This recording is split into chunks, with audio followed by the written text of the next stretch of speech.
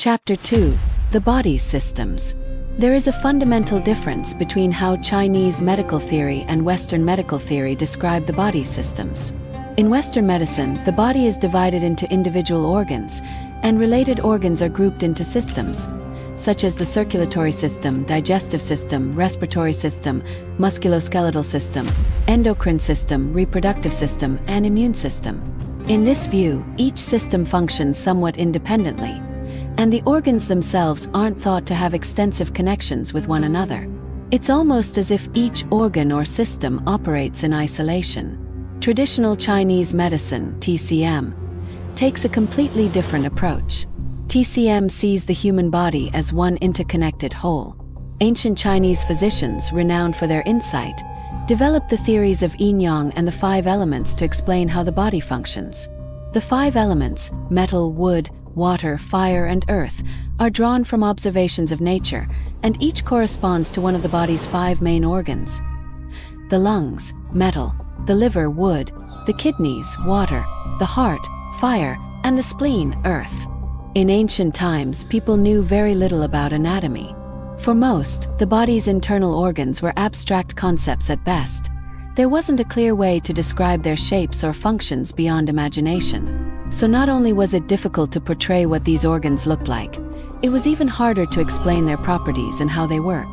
Since most people understood the basic characteristics of metal, wood, water, fire, and earth, these natural elements offered a convenient set of metaphors that made it easier to describe the organs' roles. At the same time, they inspired doctors to think creatively about the causes of illness and possible treatments. From this perspective, TCM's yin-yang and 5 elements framework underscores that every part of the human body is interdependent, working together within a single unified system. This approach contrasts sharply with Western medicine's tendency to segment the body into separate organs and systems that seem to function on their own.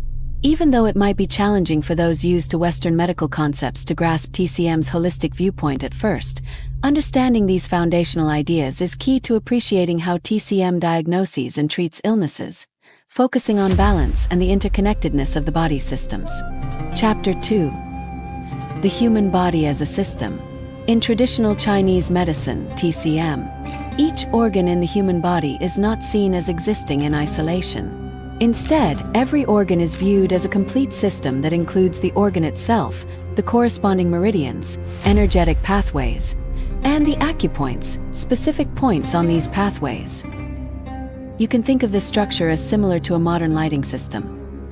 The organ is like a light bulb, the meridians are like the wires delivering electricity to the bulb, and the acupoints are like the switches on those wires. Only when the light bulb, wiring, and switch are all working together do we truly have a functioning lighting system. If a light bulb doesn't turn on, it could be due to a lack of electricity, a broken switch, a wiring issue, or a burnt-out bulb. By analogy, when an organ's function deteriorates, it may be caused by insufficient blood or energy, similar to no electricity, a blockage in the acupoints, switch malfunction, clogged meridians, faulty wiring, or damage to the organ itself, broken bulb. Common saying in China goes, if your head hurts, a bad doctor will only treat the head. If your foot hurts, he'll only treat the foot. This is meant to describe practitioners with poor medical skills who simply address symptoms without finding the real root cause.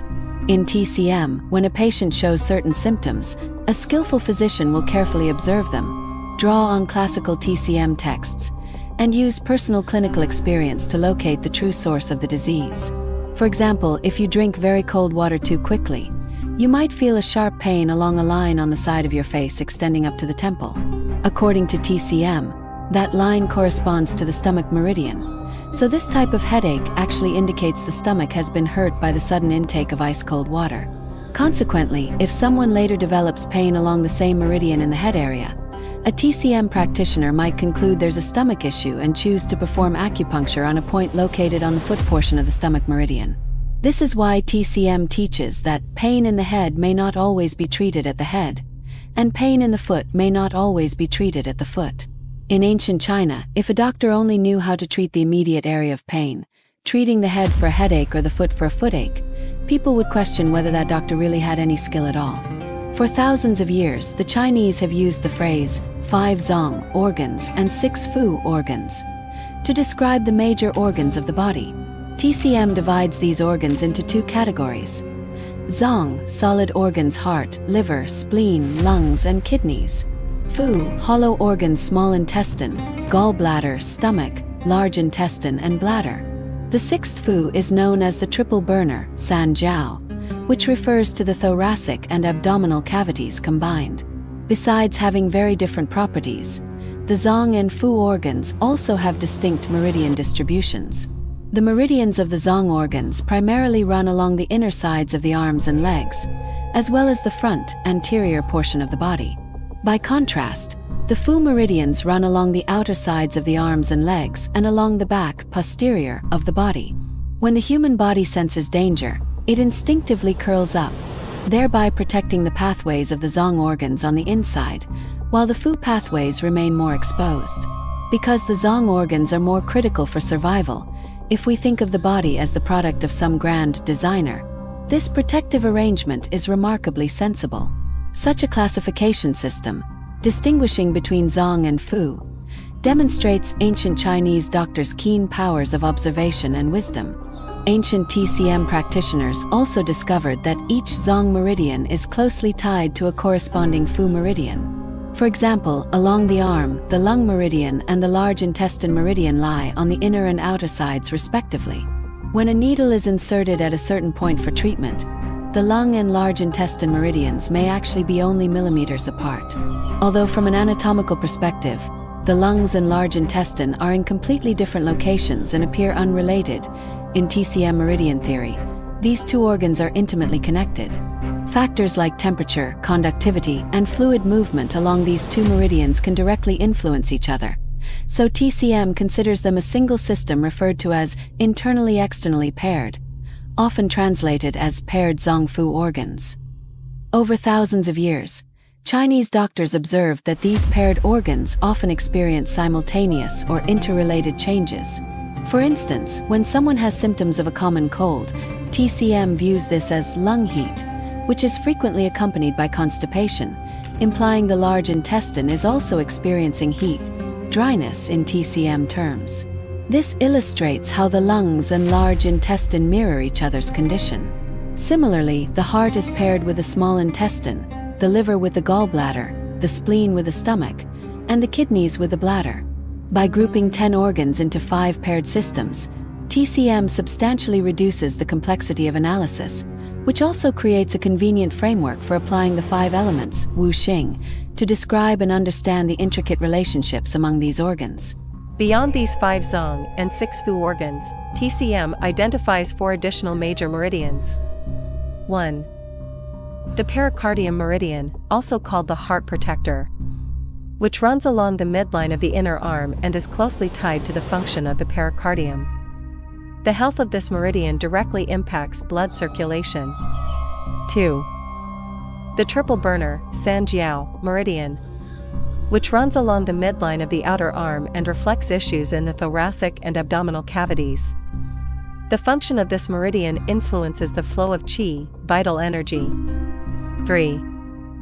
Conception vessel, renmai, which runs down the midline of the front of the torso. 4. The governor vessel, dumai, which runs along the midline of the back.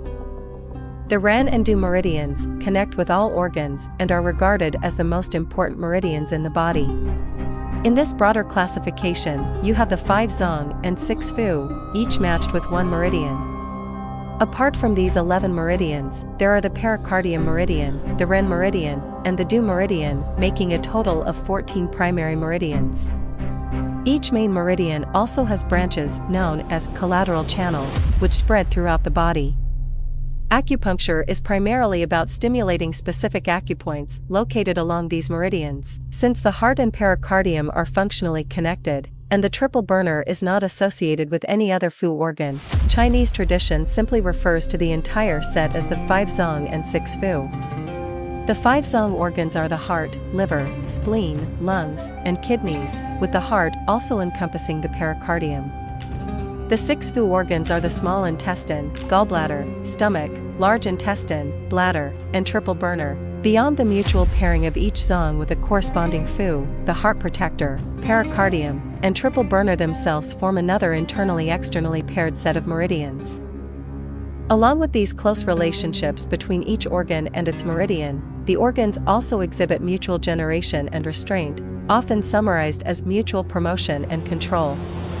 TCM has distilled these interactions into the 5 elements theory, which not only explains how organs relate to each other but also clarifies the way organs respond to changes in climate and the environment. Comparing Chinese and Western medical descriptions of human systems, we notice that Western medicine relies on modern anatomy, grouping visible structures into distinct systems that seem largely independent of one another. TCM, however, is the product of thousands of years of accumulated human experience and uses a more holistic and conceptual approach. This allows TCM to incorporate both the body's tangible hardware and more intangible software into a cohesive, logical framework that has endured for centuries. In ancient Chinese medical texts, references to the brain are scarce. This marks a significant contrast between Chinese and Western medical perspectives. TCM views the human body as an integrated whole, in which the 5 zong and 6 fu organs maintain an ongoing balance and influence each other. Beyond the anatomical hardware, TCM also incorporates conceptual or functional systems. These systems, such as the body's energy, qi, system or its resource management system, were hard to measure objectively in pre-modern times. Lacking precise tools for quantification, ancient medical texts resorted to unique terminologies to describe these functions. Terms like yin, yang, 5 elements, deficiency, excess, blood, qi, and fire all reflect different aspects of the energy system. Concepts like mutual generation and restraint or equilibrium depict resource management. Because these descriptions differ so much from modern scientific language, TCM can appear mysterious or esoteric to the uninitiated. Yet from a modern engineering standpoint, any self-sustaining system, like the human body, requires an energy component. In conventional anatomy-based medicine, we see little emphasis on an energy system, which in TCM is considered absolutely essential, akin to a computer's power supply or a car's fuel and electrical systems. Additionally, TCM pays special attention to the meridian system, which for a long time could not be verified by anatomical studies. In 1998, however, a research team in mainland China published evidence confirming the existence of meridians. They discovered that a type of biological liquid crystal forms the core material of these meridians, providing physical properties similar to fiber optic cables when exposed to certain infrared wavelengths. With the rise of computer networks in the late 20th century, it became tempting to envision the human body as being woven from a vast communication network, where these meridian pathways function similarly to data lines in electronic networks. The meridian material and substances in electronic communication systems appear strikingly similar, suggesting that TCM insights could be more than metaphorical. In terms of evolutionary biology, many lower organisms developed without a centralized brain. In such creatures, the meridian-like structures could have been the primary mechanism for coordinating organ functions. In modern computing terms, a single organism might house multiple processors, not just one central host. This differs from conventional medicine's view that the brain is the supreme commander of all bodily functions. The human body is an incredibly intelligent entity with diverse capabilities. By blending modern engineering and management principles with TCM concepts, we can envision a new kind of block diagram for the human body, one that divides the body into 5 functional modules and 4 network systems, discussed further below. Using this perspective, we might redefine how most chronic diseases are understood, develop new theories for their underlying causes, and craft entirely different treatment strategies. Such a paradigm shift could open fresh avenues in the treatment of chronic illnesses.